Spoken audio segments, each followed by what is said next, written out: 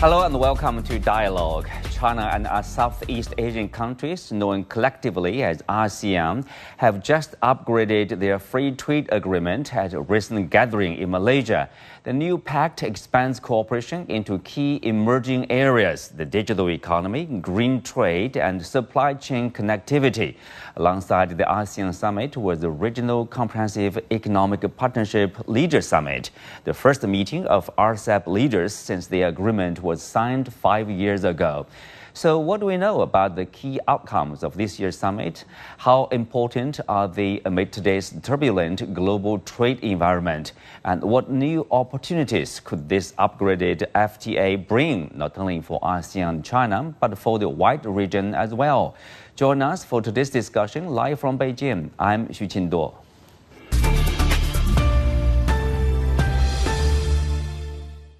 Well, joining me today are Professor Rong Ying from Sichuan University, Professor Anna Rosario Malindog-Uy, Director and Vice President for External Affairs of the Asian Century Philippines Strategic Studies Institute, and Peter Chang, Research Associate at the Malaysia-China Friendship Association. And welcome to the show. So Peter, we'll start with you. You are at where all those events took place. So this is one of ASEAN's most consequential summit in years. What do you think is are the major outcomes of this year's event? Well, the major takeaway, Qinduo, is this. In ASEAN, in this part of the world, multilateralism is alive. Free trade is alive. Globalization is well alive and kicking. There is no talking about decoupling or deglobalization. We are committed to multilateralism, free trade, and globalization. And the community, ASEAN as a whole, has affirmed that over this week through many, many meetings and many, many declarations. We are going to continue with or without the US globalization in this part of the world.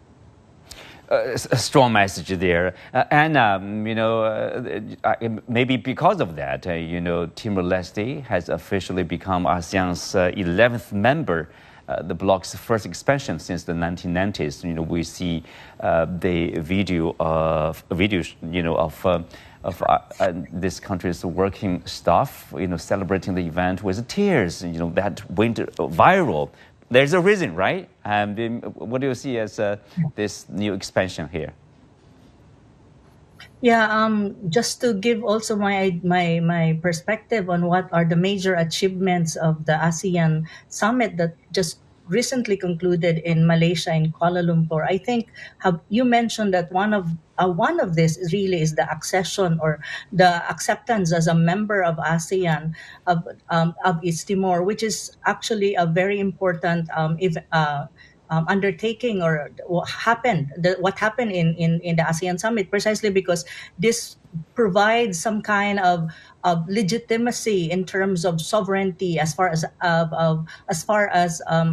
East Timor is concerned, and it gives to some kind of regional recognition for East Timor being a member of ASEAN. I think that's very important. And on the other hand, as far as ASEAN is concerned, this actually talks about ASEAN talks about ASEAN's inclusivity, and it kind of aligned to what you call the ASEAN vision for ASEAN vision of regional integration, and the so-called that ASEAN don't want any country or any kind or smaller states in the region to be left behind. So this is some kind of an exemplification. I think another major achievement of the ASEAN Summit is, of course, the CAFTA, the China-ASEAN upgraded 3.0 trade agreement, which is very important. And one more thing I think that I would want to highlight is the peace accord between Cambodia and Thailand that was signed during the ASEAN Summit. I think these are very important development at the moment. And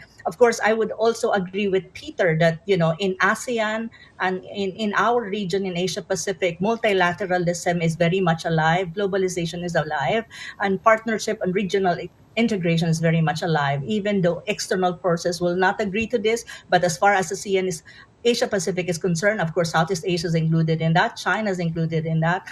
We have this kind of trend, and I think this is the sense of time as far as Asia Pacific is concerned. Yeah, very clear message there. Rong Ying, if you look at this upgraded free trade agreement between China and ASEAN, let's say original agreement was launched in 2002 and it came into force in 2010. That's 15 years ago. If you look at what happened during the times, two sides, have a combined market of more than 2 billion people. Two-way trade has surged from, let's say, 15 years ago, that's about $235 billion, and to nearly $1 trillion last year. ASEAN and China are each other's top trading partners now. So, we can say for sure the FTA has played a significant role in bringing the two sides together, in increasing their trade and investment. Is that the case? Yeah, it is true. Certainly, I think if you look at the trade just itself, certainly I think China and ASEAN has now the top trading partners to one another. And if you look at even the investment side, I think the accumulated number I have had, I think as top to 450 billions, so US dollars. So it's quite a lot. And also, of course, if you look at the numbers, the traveler, people that are visiting each other because of the sort of a mutually simplification or exemption of that visa and others. So we have seen more and more Chinese and, of course, people from ASEAN visiting each other. So this is very much marks a sharp contrast to the other negative, unfortunately, trends where because of geopolitics, because of these decoupling or de-risking measures, I think all the exchanges have suffered some various kind of disruption. So all in all, China and ASEAN, certainly because very much because of trade investment, but also I think because that the growing trend of that connectivities, we are going to see not only more. I think the best time today, but we are seeing a very promising future in the years ahead. Mm-hmm. The two sides have seen, updated, the updated this FTA twice. First to streamline customs and investment procedures, and now with this new 3.0 upgrade protocol, they are going to bring the agreement into the new area, so-called emerging area, digital and green trade in economy, and also supply chain connectivity. Peter, how do you look at these expansion? What does it mean for both sides? Oh, this is a sign. Really, it's as you have said. China is moving towards a high quality development thing. We are seeing the FTA 3.0 as embracing that. We are moving beyond just the bricks and mortars now. We are going into green economy, digital economy, and AI-driven economy. So we are climbing up the value chain. Our trade has grown in both its size and also its quality, and this is absolutely critical. And this is partly driven in large part by China's sort of advancement that is driving us along, Southeast Asia and the other countries within RCEP itself. So we see a very positive trajectory, a trajectory that is future-orientated and bringing us up the value chain. That's a positive move, I think. Mm-hmm. I think if you look at the expansion of trade between the two sides, Anna, from the Chinese point of view, this also coincides with what happened earlier. Actually, here in Beijing, there's a top-level meeting of the party discussing the priorities of the next 5 years. One of the priorities is, the goal of expanding high-level opening up. Can we say, we're now seeing these concrete steps in that direction with expanded trade into new areas between China and ASEAN here? Yes, I think so. Because if you really look at CAFTA or the China ASEAN Free Trade Agreement 3.0, it's really an upgrade of the CAFTA 1.0. Because if you look at CAFTA 1.0, it focused more on tariff reduction in terms of tariff. It's more on the tariff reduction, so it's more on the trade. That's more on numbers. But if you really look at CAFTA and the recently concluded CPC plenum that happened in Beijing, you can see that there is what you call a transformation. It's not anymore focused on quantitative, but more on qualitative. That's why in the China side, it is more focused on trying to, how do you call that? It's what you call high level development or modernization for that matter. So now the CAFTA 3.0 is more focused on digital trade, green energy, green economy, and supply chain. So you can see that there is such a thing as a structural deepening between the strategy of China when you talk about its modernization and it's what you call outward economic diplomacy, with reference to its the domestic reform agenda, economically speaking. If we're talking about economics, so you can see the synergy at the moment between between the this upgraded trade agreement and also the strategy that China is actually putting forward, which is, as you said, it's focused on high level opening up. So you can see the synergy. So it means that China and ASEAN would have deeper economic integration in from this point onward, and I think this is very good when you talk about resilience, and when you talk about amid the turbulence that is happening, when you talk about trade in the world right now. And in many ways, this will isolate as Asia Pacific to a greater extent to economic shocks that that the United States is waging when you talk about trade tariff war. So I think this is a very exciting moment for Asia Pacific, not only for ASEAN and even not only for China. Rong Ying, of course, we know that for China, ASEAN is critically important. ASEAN has become China's top, trading partner in recent years. Partly because of there's a lot of pressure from Washington. We know the trade war, tariff war. Beijing and Washington. Of course, China is trying to diversify away its trade relationship with ASEAN countries. But at the same time, I think as China continues to open up its different sectors. For example, they are trying, latest round of opening up is believed to be focused on expanding market access. And also, during the 15th five-year plan, China is trying to highlight the development of new quality productive forces, basically to boost domestic consumption. That means more import, not only more production, but also more import from, of course, our top trading partners, for example. Exactly. I think that is why we see that more and promising sort of opportunities in terms of for win-win, high-quality win-win cooperation, if I can say, between China and ASEAN. As a matter of fact, if you look at the history, if you look at the trajectory of China and ASEAN cooperation, win-win cooperation in the past decades, ever since, I think there's always been first and foremost on a kind of a upward sort of a trend. But most importantly, I would argue that whenever China adopts kind of a new or upgrade of its development model, and taking into account what is happening domestically and internally, that provides more opportunities for win-win cooperation. The fact that China, on the one hand, has very much now focused on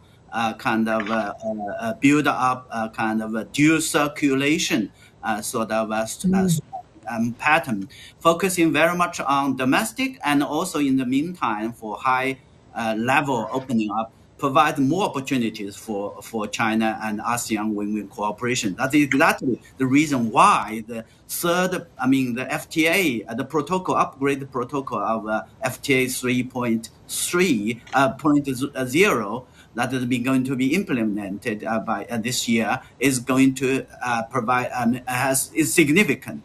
And as you rightly said, that China not only has in the past has provided mostly, I think, for most of the commodities, that is imported from ASEAN, zero tariff, but it's going to provide more sort of market access by simplifying or getting rid of these various kind of non-trade tariff barriers. But the most important thing I would argue is that as China upgraded its development, building modern industrial sectors, digital trade, green transition, and so on and so forth, I think China would working together closely with ASEAN for that. And by making ASEAN or making China ASEAN as a role model or pace setter for that kind of win-win cooperation. So that's why I think the both sides, with that strategy or thinking in mind, I think in pursuing their respective modernization with its own characteristics, the two sides, China and ASEAN, are going to have more and more stakes in each other's success. That is, I think, not only makes political diplomatic sense, but more importantly, I think, in terms of economic and social development. It's much more meaningful beyond the trade pact itself. Peter, what Rong Ying has said reminds me of durian, the important fruit from Malaysia, from Thailand, from Vietnam. And usually it's you can find it in big cities like Beijing and Shanghai, but nowadays in China, in the countryside, in the township, you also see the availability of durian. That's a happy surprise for me when I was back in my hometown there. And so it shows like how far the product services has penetrated into the Chinese market from ASEAN countries. Back to this pact here, we are expanding to, we mentioned about it, digital economy, green trade, supply chain connectivity, and also other areas like competition and consumer protection, micro, small, and medium-sized enterprises. Some say this reflects a joint commitment and action to take a lead in international rule-making and promote cooperation in emerging sectors. Peter, what do you make of that? I think we have reached a stage right now where we really need to take the lead in setting rules and norms. For many, many decades, and perhaps for much of the modern era, we have been in this part of the world rule takers. We were following rules set by others. But now we have reached a stage where we have reached that level of maturity and that at stake that we now should be able to set our own rules that reflects our own values, our own interests. And by the way, our own values and our own interests are universal and inclusive. They are not exclusive to us. I must say that. But we need to take that initiative, that bold step now. And one area I think that is very critical in terms of digital economy is the AI industry. And AI is still in a very open field where the norms, where the standards are still being worked on. And I think China and the rest of the region here, countries here in this part of the world, should take the initiative and start to step forward and set some rules and norms for the future of our own well-being and our own development. Well, Peter, when we talk about the green economy, this digital trade and AI, or this industrial trend connectivity, it comes to mind this like a flow of investment and services. The industrial connectivity, between China and ASEAN countries. I would imagine investment from Chinese side in the new emerging areas, AI, for example, in Malaysia, or digital economy there, and like EVs, even green economy, right? So that probably we would see more of that. Is that the idea? Absolutely. Yeah, absolutely. It's growing. It's the next phase of our sort of cooperation. I think we have built enough of the ports and the railways that we need, and we got to move to the next level. We just got to move into the cybersecurity level, the digital economy, and we need a lot of investment, especially human capital investment. Right. To train our younger workforce to integrate into that next level of growth. Right. And also interesting, one point of interest, Rong Ying, in these upgraded agreement there. They talk about the green economy. Like China and ASEAN say they won't use environmental standards as a disguised form of trade protectionism. What experts call non-tariff barriers, and they will strive to eliminate such trade barriers related to environmental products and services. Tell us more on that. What does that exactly mean here? Yeah, I think this is, again, a very important area where China and ASEAN are working together, not only in terms of following the rules as we are discussing, but most importantly, I think, making the rules so that I think the question of, or the challenge of climate change would be addressed or in a way that not only helps preventing the further disruptions of climate change, but most importantly, by turning the challenges into opportunities where new areas, new opportunity, investment, and better sort of thinkings would be achieved. And in this regard, I think objective or proper sort of understanding on how to manage these issues is very much important. There are many, I think, contentious issues, particularly, I think, the developed countries, Europe and others, using this opportunity to crush or to contain China's development. But having said that, China understands that this is a question.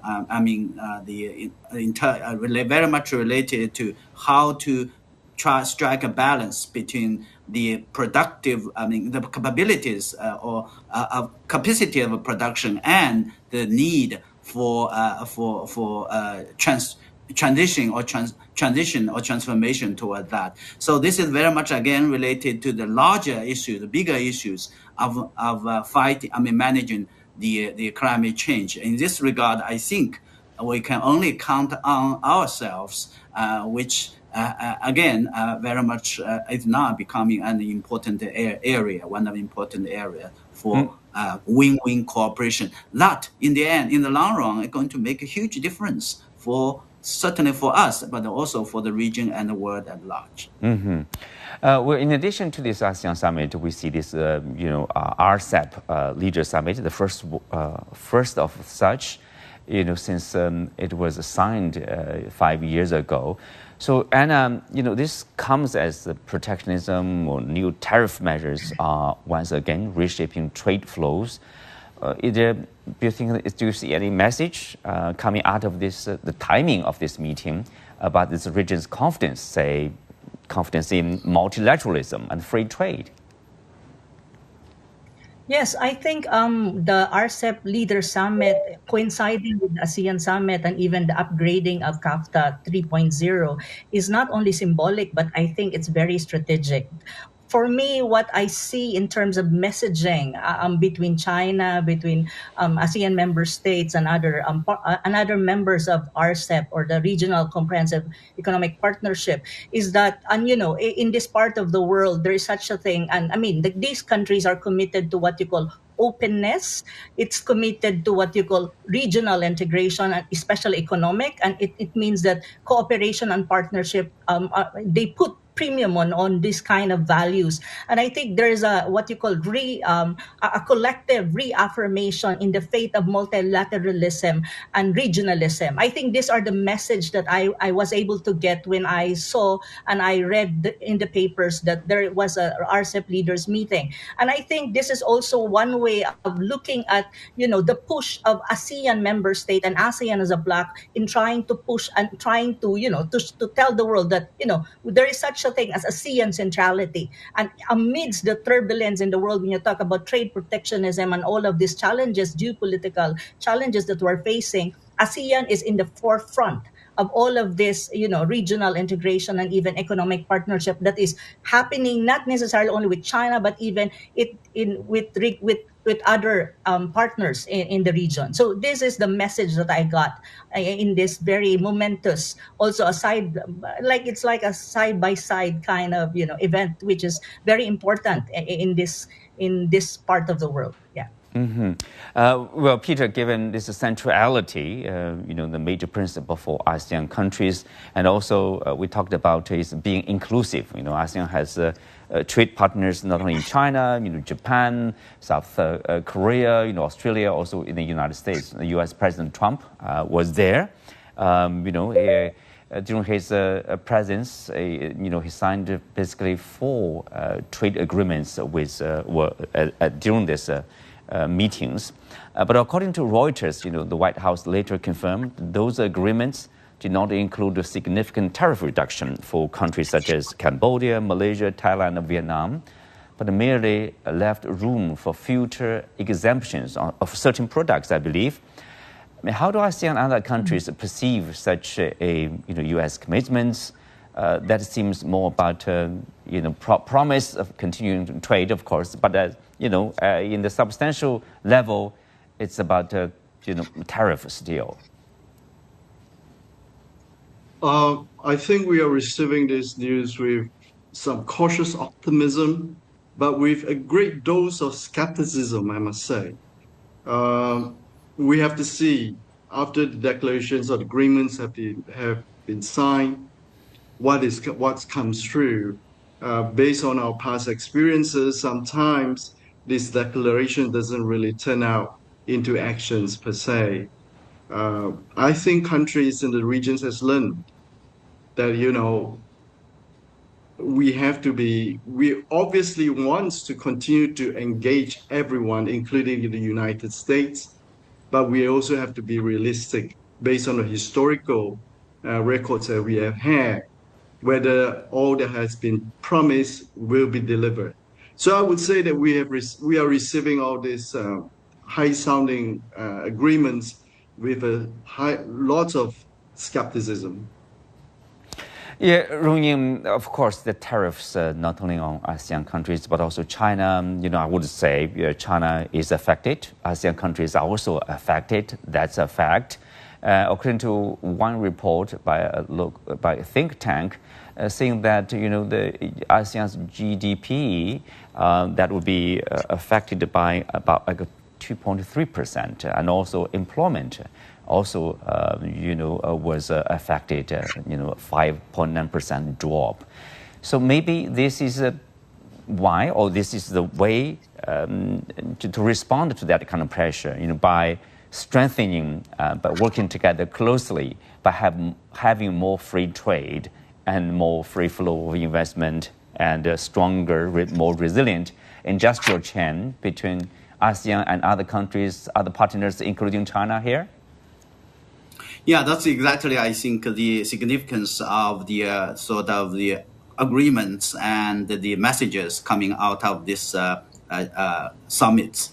As we have seen, and we're discussing that, on the one hand, we have to oppose protectionism, demonstrated by the global tariff war. But most importantly, we have to demonstrate our commitment for unity, solidarity, with concrete actions. So that's why RCEPs and the China's, the ASEAN's FTA 3.0 carry significance. But it is equally important as we look at the summits. There are more echoing or working, ready to work with ASEAN, and as we have seen, the participation by the Brazil president, South African government, and so on and so forth. So that is, I think, the reason, or that is the right way of how we can manage the uncertainties or challenges arising from. Right, as the Premier Lee said, openness and the cooperation is the key. With that, we are coming to the end of today's show. Many thanks to our guests. You can also find us on the CGTN app on YouTube. I'm Xu Qinduo. Thanks for being with us. See you next time.